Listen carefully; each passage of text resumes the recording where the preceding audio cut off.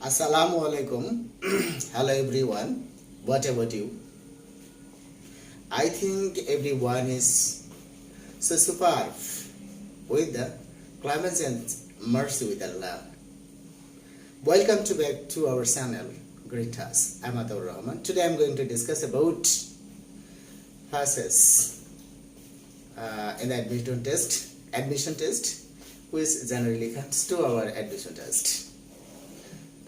যাই হোক গুচ্ছবর্তী পরীক্ষায় যারা আপনারা বিভিন্ন ইউনিভার্সিটিতে পরীক্ষা দিতে পারেন নাই, দুঃখ নেবেন না।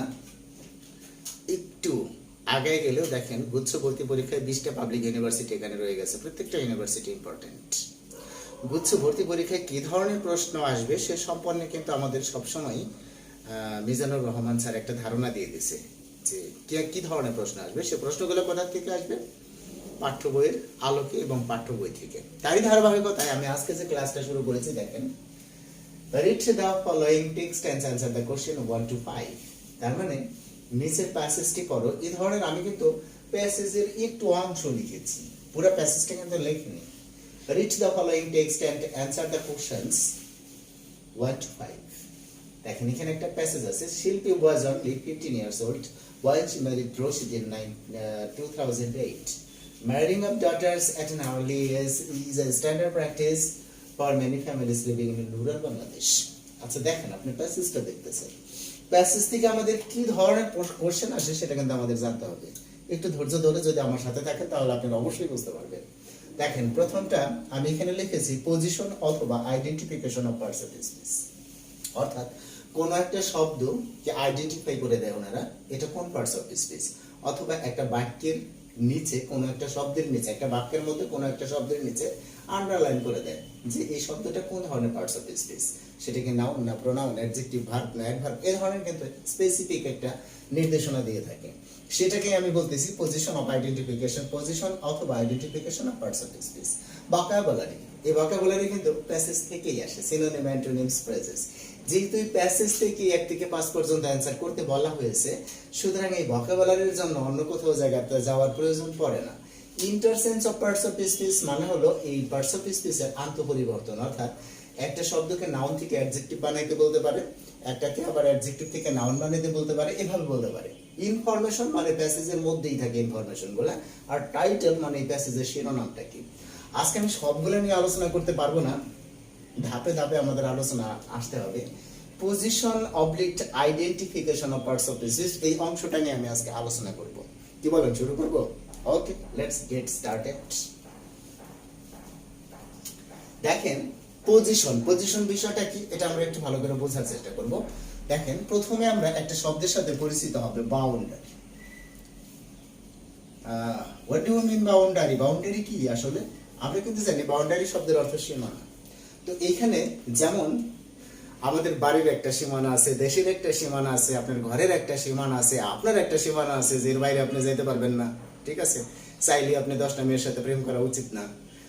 সবকিছুর কিন্তু একটা বাউন্ডারি আছে, সীমানা আছে। তো বাক্যেরও কিন্তু একটা বাউন্ডারি আছে, সীমানা আছে, নিঃসন্দেহে। তো এই সীমানা মানে কি? চারদিক দিয়ে কোনো কিছু দিয়ে বেড়া দেওয়া হয়, একটা ফেন্সিং করা হয়। মানে কি, যে আপনার যদি কোনো মাঠের চারদিক দিয়ে বেড়া দেন, সেখানে হতে পারে আপনার খেজুরের যে লাঠিগুলো আছে সেগুলো দিয়ে বেড়া দিতে পারেন, বাঁশ দিয়ে বেড়া দিতে পারেন, তার কাটা দিয়ে বেড়া দিতে পারেন। অথবা আপনার বাড়ির চারদিক দিয়ে যদি বাউন্ডারি করেন, সেক্ষেত্রে আপনি দেওয়াল দিয়ে বাউন্ডারি করতে পারেন, টিন দিয়ে বাউন্ডারি করতে পারেন, XYZ।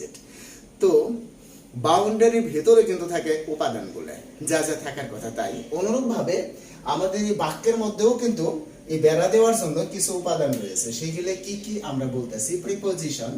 এই যে আমাদের প্রিপোজিশন, এই প্রিপোজিশন গুলা কি কি, এগুলা কিন্তু আমরা অনেকেই জানি। In, on, at, to, for, by, without, as, এগুলো কিন্তু আমাদের প্রিপোজিশন। আচ্ছা, এরপরে ধরেন আপনার কনজাংশন। কনজাংশন গুলো কি কি? হ্যাঁ, সেগুলোও কিন্তু আমরা চাইলে এক বাক্যে একটানে মুখস্থ করতে পারি, তাই না?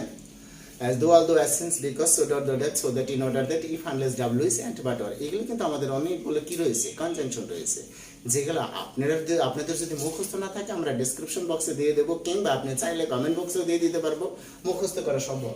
তো ঠিক আছে, প্রিপোজিশন, কনজাংশনের ক্ষেত্রে আমি কিন্তু বলছি though, although, as, since, because, so, that, so that, in order that, if, unless, WH মানে কি what, when, where, how, which, whom এগুলা, and, but, or এগুলি কিন্তু আমাদের কি আসতেছে সাধারণত কনজাংশন হিসেবে আমরা চিনে থাকি। প্রিপোজিশন, কনজাংশন, ভার্বস, এই যে ভার্বসের কথাটা যে বলতেছি, এখানে দুই ধরনের ভার্বস হতে পারে। একটা হলো ফাইনাইট ভার্বস, যে ভার্বটা বাক্যের সাবজেক্টের সাথে রিলেশন আছে অর্থাৎ টেন্স রিলেটেড। আর একটা হলো নন ফাইনাইট ভার্ব। আচ্ছা, নন ফাইনাইট ভার্ব হিসেবে আমাদের এখানে অনেক সময় আমরা দেখি নাউন এর পরে আইএনজি যুক্ত ভার্ব অথবা পিপি অফ ভার্ব, ঠিক আছে। বিশেষ করে এই দুইটা ভার্বস আপনাকে কি করে, একটু আলাদা করতে সহযোগিতা করে। তার মানে ফাইনাইট ভার্ব তো অবশ্যই, ফাইনাইট ভার্ব এবং নন ফাইনাইট ভার্বের ক্ষেত্রে নাউনের পরে যে আইএনজি যুক্ত ভার্বটা থাকে অথবা ভার্বের পাস্ট পার্টিসিপল ফর্মটা থাকে, এটা কি আমরা বাউন্ডারির উপাদান হিসেবে নিয়ে নেব। প্রিপোজিশন, কনজাংশন, ভার্বস, এছাড়া আছে দেখেন খুবই সহজ, কমা চিনি আমরা, তাই না, ফুল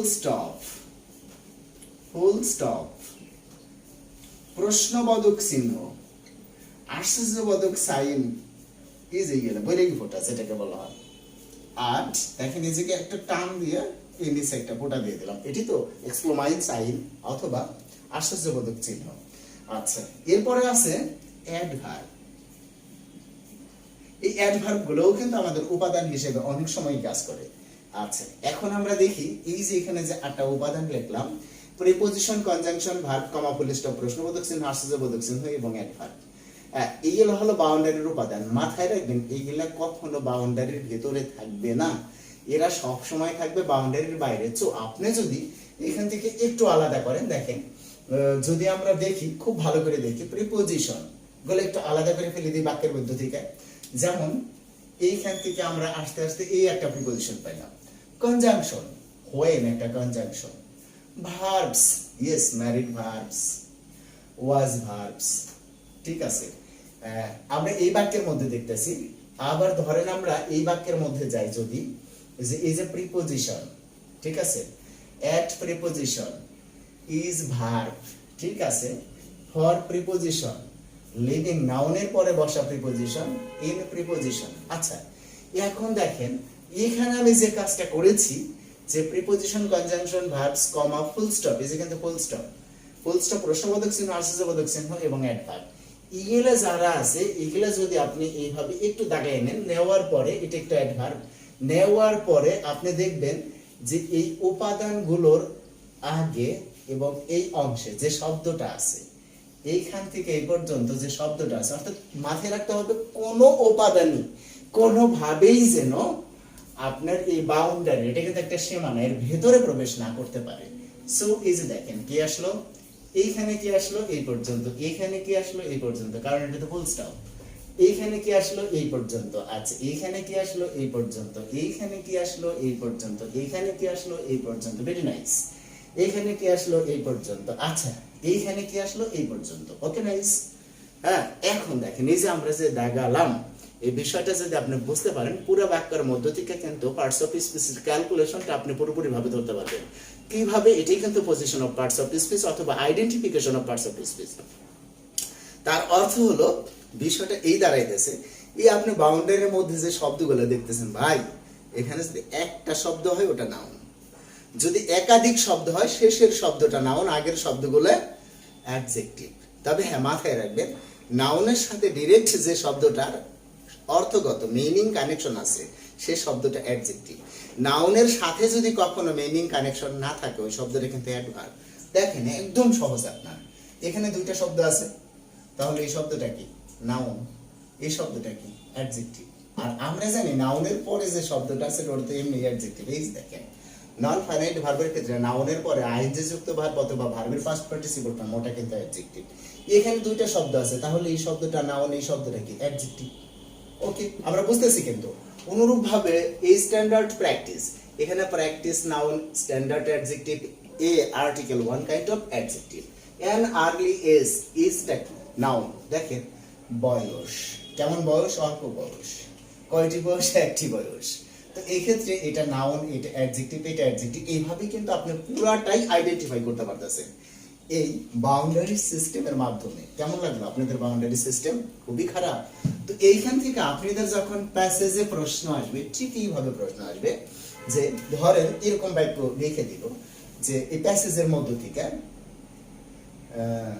লিখে দিল যে এই বাক্যটা লিখে দিল ম্যারিং, এটা ধরেন 1 নাম্বার, ম্যারিং অফ ডটার। এই বাক্যটা লিখে দিল daughter at an early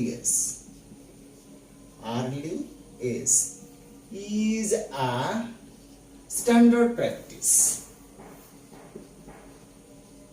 Standard practice.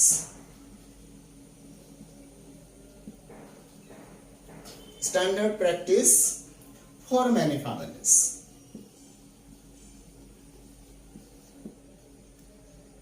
এইভাবে লিখে দিল এটা ফর ম্যানি ফ্যামিলিজ।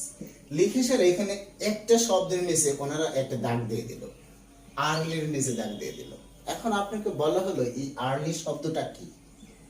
1 নম্বরে এ নম্বরে দিছে নাউন, বি নম্বরে দিছে কি অ্যাডজেক্টিভ, আচ্ছা সি নম্বরে দিছে কি ভার্ব, আচ্ছা ডি নম্বরে দিছে কি অ্যাডভার্বস।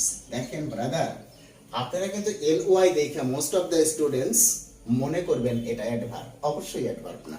কারণ দেখেন অর্থগত কানেকশন যখন এখানে দেখেন আপনি যখন এটা নির্ণয় করবেন, এই আর্লির নিচে ওনারা আন্ডারলাইন করছে, আপনি যখন এটা নির্ণয় করবেন খুব সহজ, কিন্তু এটা কি আপনার প্রিপজিশন বাউন্ডারির একটা উপাদান, এটি কি একটা ভার্ব বাউন্ডারির একটা উপাদান।